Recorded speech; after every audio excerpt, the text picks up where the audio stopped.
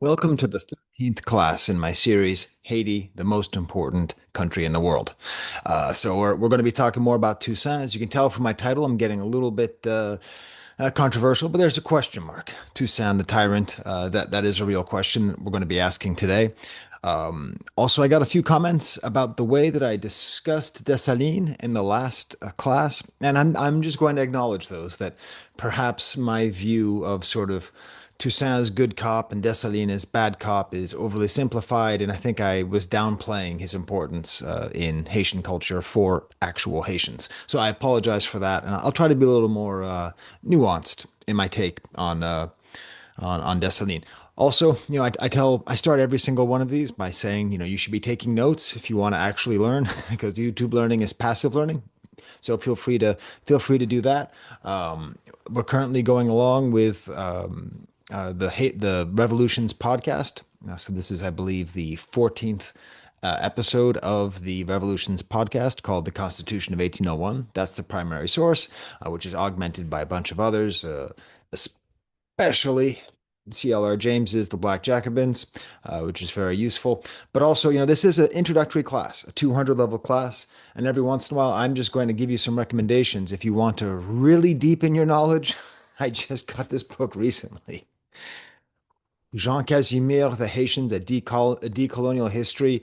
This is definitely written in such a way that a lot of my students, who are mostly freshmen, would have trouble with. But it is some of the best historical writing I have read in a very long time.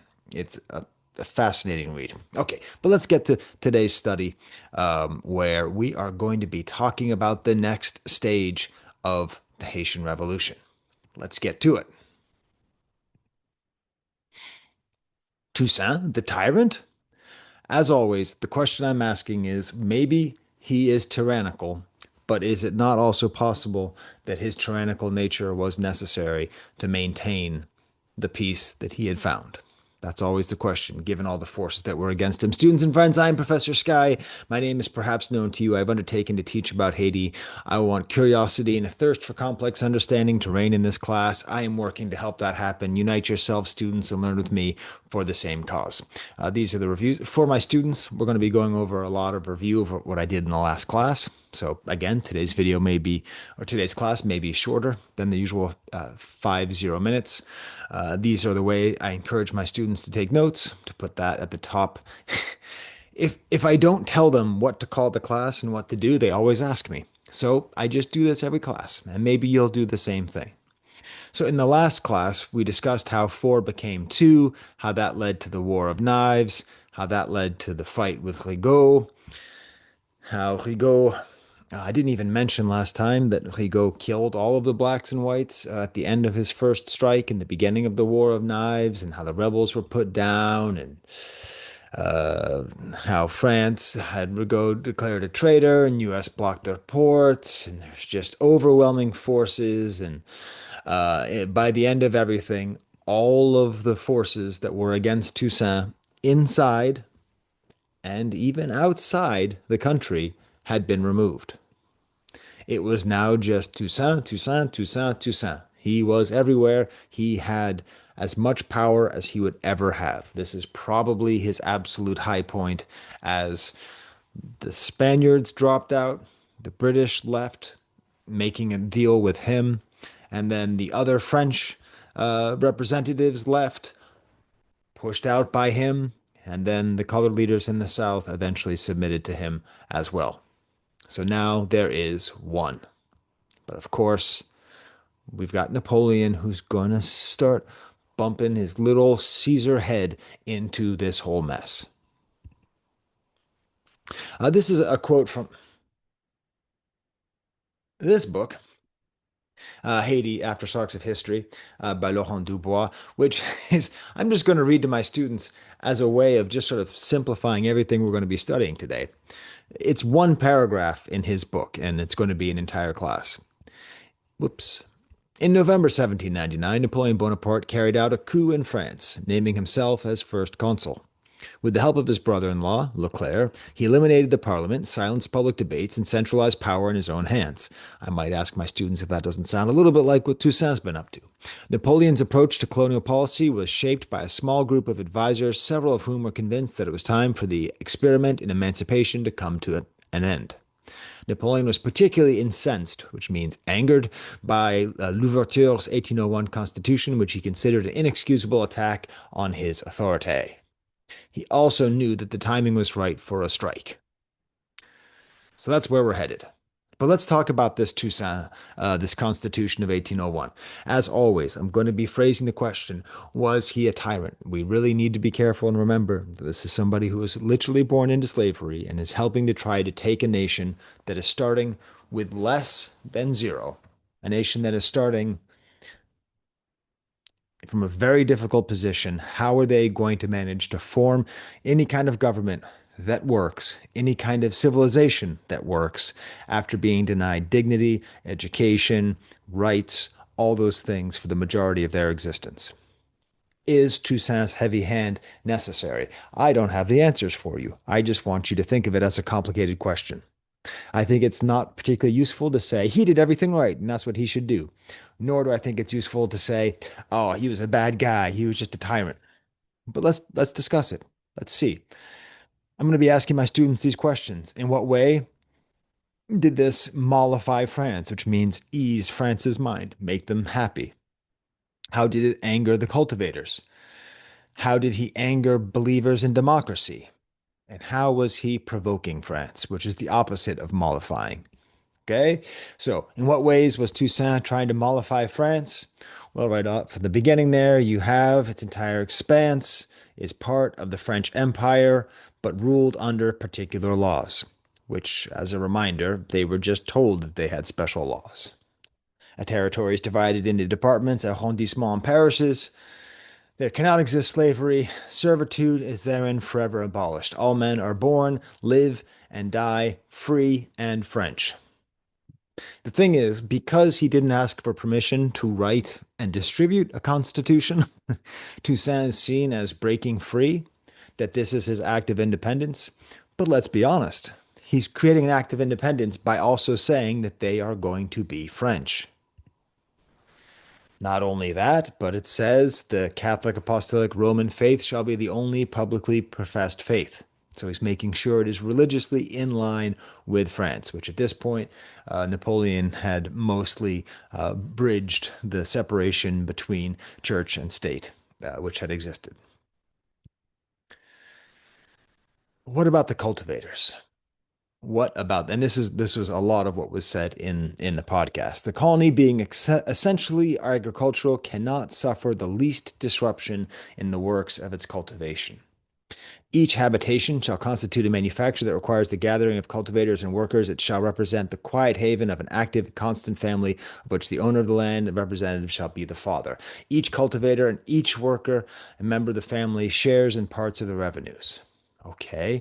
In every charge of the domicile, the cultivator carries the ruin of our civilization. In order to repress a vice as disruptive to the colony as it is to public order, the governor issues a policy requirements necessary to circumstance to conform to the basis of the rules.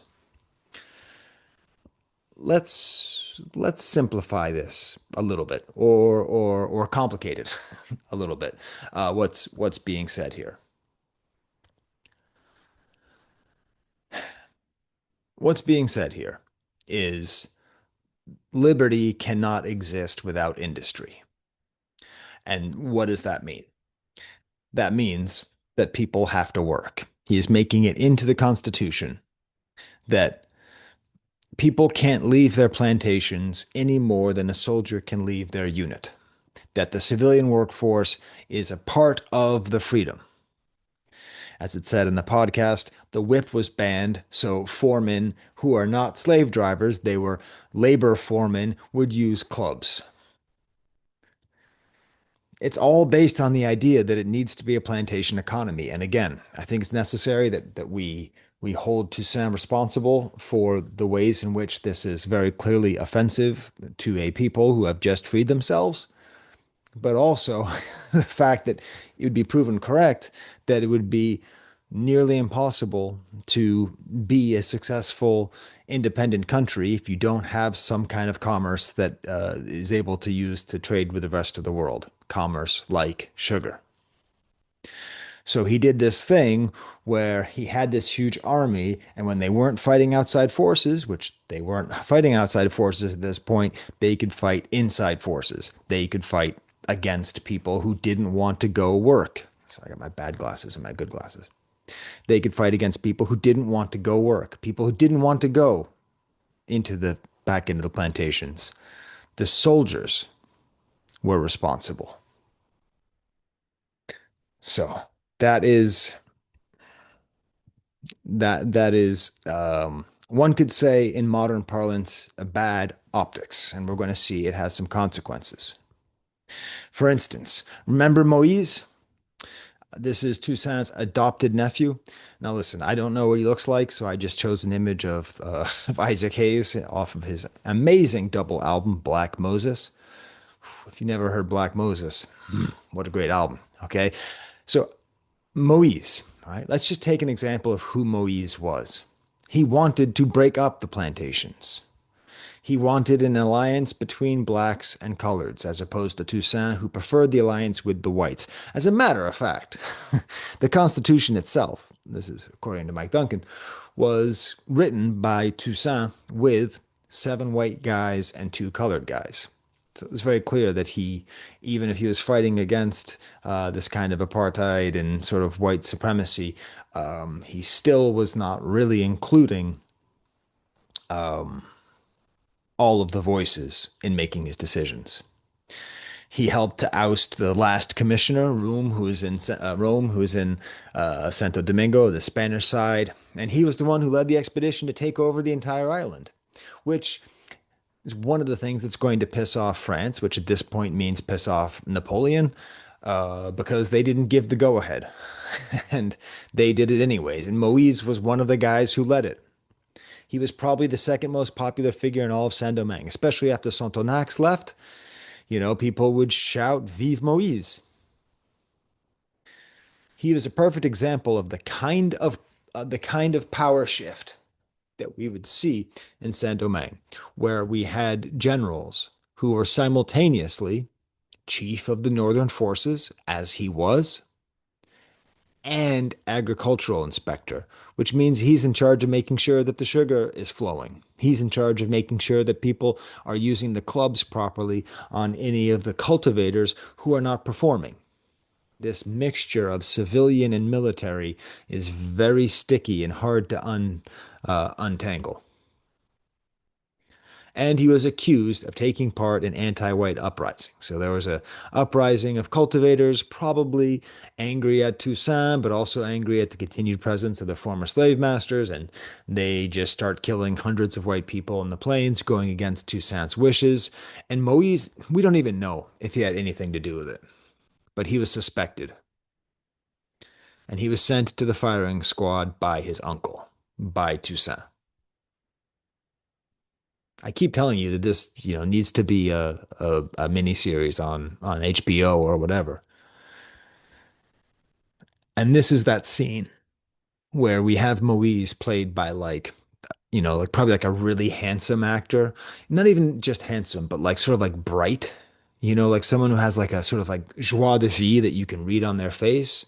A kind of enjoyable, bright, loving young guy. And you can already imagine the decisions that Toussaint is making and how much it indicates how far he's come and how much he has to give in to having this iron fist in control of everything. It's a story that sadly writes itself. So that's Moise. That's the Constitution. And on top of all of that, this is supposed to be a democracy, but it nominates citizen Toussaint Louverture Chief General of the Army of Saint Domingue, in consideration for the important services rendered to the colony in the most critical circumstances of the Revolution, and upon the wishes of the grateful inhabitants, he is entrusted the direction, therefore, for the remainder of his glorious life. Why does it always end like that? Why does it always end that the big revolutionary figure is going to end up being the guy who makes himself leader for life? The person who's fighting for equality and representation ends up being the guy for life. And this will follow along with him essentially controlling all branches of the government, deciding who lives where, who controls what, and controlling the courts as well.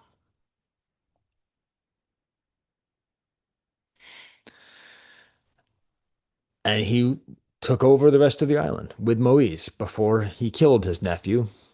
They took over the entire island in the name of France. But was it? Napoleon doesn't like this, and he's going to get that same brother-in-law, Leclerc. He's going to get that same guy to go and lead an expedition. And that's where we're going to be going in this class, is where France and Saint-Domingue are going to be completely, actually at war with each other, soldiers on the beaches. Okay, we're headed there. But I'm not ready to go there yet. So you can feel free to click off if you don't want to hear about Napoleon. All right, you can. You can click off if you don't want to hear about Napoleon. But let me just make a quick argument for hearing about Napoleon. I'm first going to just draw some parallels, as you saw by my rather cheeky slide that I made.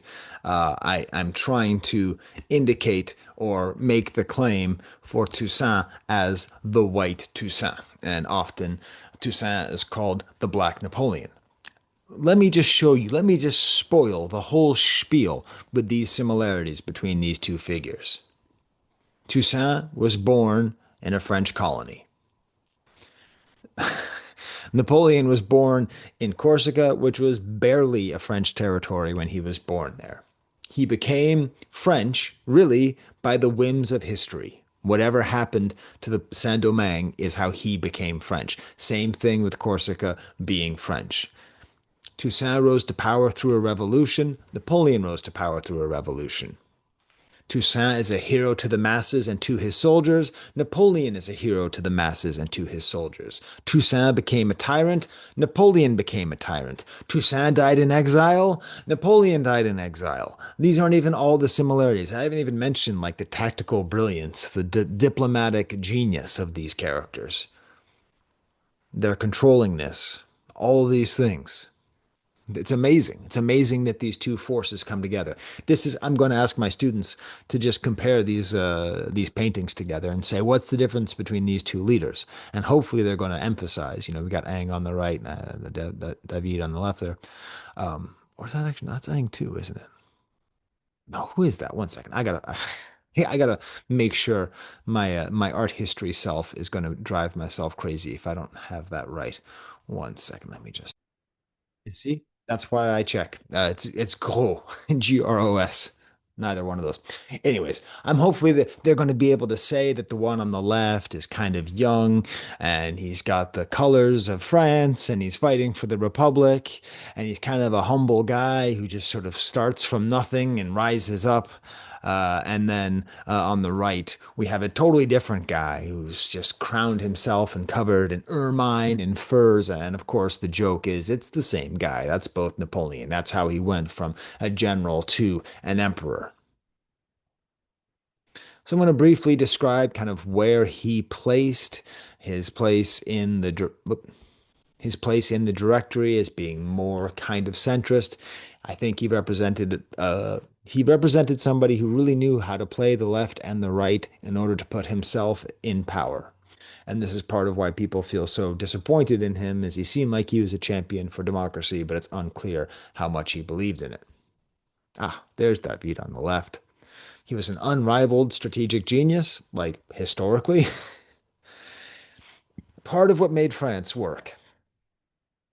How can you possibly defeat so many other armies? At that time, most of the other armies were, just paid or indentured soldiers. Whereas when France became a republic, it became patriotic. It became patriotism existed, first of all. The need to protect your country, to protect your republic became like a sacred calling, which made all of the citizens of France part of the army. because it was their army, it was their country they were fighting for, and he was able to organize them. He acted quite independently. When he was growing up, he would just do what he wanted and then tell France about it after. He was obsessed with honoring his soldiers. You see on the right there, L'Arc de Triomphe, with the sculptures, which are quite insulting because they show the end of Napoleon's life. But he built that to honor his soldiers. He was obsessed with honoring and treating his soldiers with respect and thanking them for everything they did. Once he beat somebody, he would draft them or their people into his army, which helped his army just keep on grow and grow. He was a very talented propagandist. As you can see, that artwork on the left shows Napoleon being calmer than a horse as he's climbing over the Alps. He fought alongside his soldiers. I should write that in a different way. It makes you think that he's punching his soldiers, but he fought along. He was not a distant soldier. And he wasn't short. Not really. I mean, he was like average height. It's British propaganda that makes him a little tiny guy. All right. But still, he came up throughout all the crazy machinations of French politics. He finally ended up taking over and becoming first consul, and then first consul for life. And then eventually, of course, he became emperor. There he is, crowning his wife empress.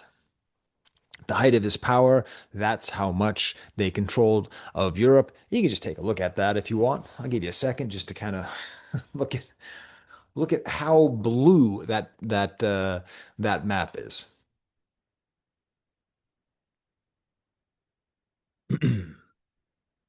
But of course, he went too far and he tried to invade Russia, and it was in the winter and it didn't go well, and he just couldn't keep it up. Eventually, he would get exiled. He would come back from his exile and rule for like another couple of months, and then he'd go back into exile and die. And he has a very complicated legacy, I would argue, just like Toussaint.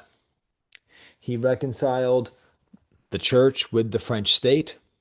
He helped develop a tax code, the education system, the Napoleonic Code, which I'm not going to get into now, but is a fascinating thing. He put in the metric system.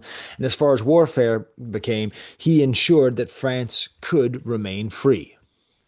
If he were not so talented as a general, and if he did not figure out how to get such a large army, France would have fallen right back into monarchy and the people would not have been free anymore. Does that sound like anybody else? Do you see the parallels that I'm drawing? And he spread the values of the French Revolution by bayonet because people would join and they'd say, wow, so you actually care about who you're fighting for? But then, of course, millions died in his war. He officially killed the First Republic. He was the champion of the First Republic. He was the champion of democracy. He was the champion of all those great values. And then he just became emperor. He tried to instill his personal empire all over the world, placing people in different positions to be the leader in different places. And then we have the question of whether or not he wanted to get slavery back, which is, I'm going to leave that as a suspense to you. Because the question is, what was, I don't know why he looks so much like Morrissey in this drawing.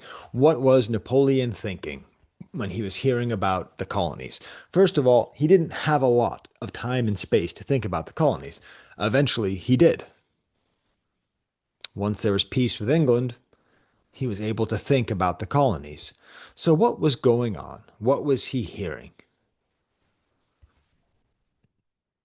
Well, he was influenced by I'm sorry? Someone said they would prefer if I called them Grand Blancs instead of big whites. If that was you, can you explain to me why that's better? I legitimately don't quite understand, but this is the term from the podcast, so that's why I used it. When I said we can say the planter class, okay, the former slave owners and supporter of slavery, like Saint-Méry, the guy who described all the different kinds of races there are. But he was also influenced by Toussaint supporters like Lavaux. He was married to a plantation owner, to Josephine, who owned a plantation, who grew up in who was born in Martinique, and also owned some land in Saint-Domingue. And apparently, there's a whole historical question.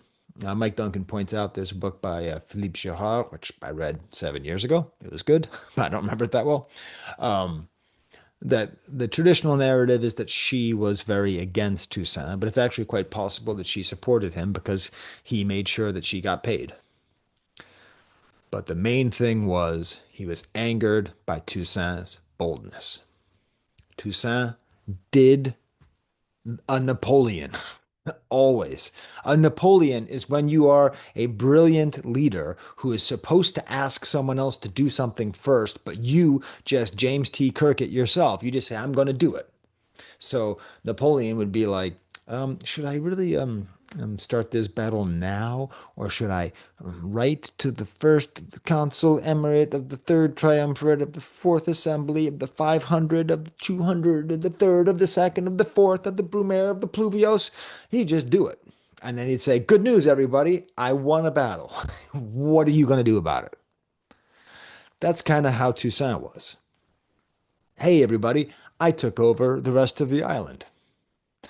Napoleon hears that. First, he says, "You should have asked me, because I'm the guy. You're not the guy. I'm the guy. Trust me, guy. I'm that guy, pal." But also, that's where he was going to land if he was going to invade the island to try to re-enslave everybody. So that was frustrating. And when he writes the Constitution, that's exactly the kind of thing you're supposed to check with France. So it's the sad irony. In some ways, they were so similar, it made sense that they had to eventually come into conflict with each other, which is going to lead to one of his famous sayings: rid us of these gilded Africans, and we will have nothing to wish for. And that's going to be the next stage. Toussaint, Napoleon, Saint Domingue, the war, which the next set of battles, Toussaint is not going to survive, but he is going to win. You thought it was interesting now? Whew, it gets interesting. All right. Well, anyways, I hope you enjoyed that class, and I will see you at the next one.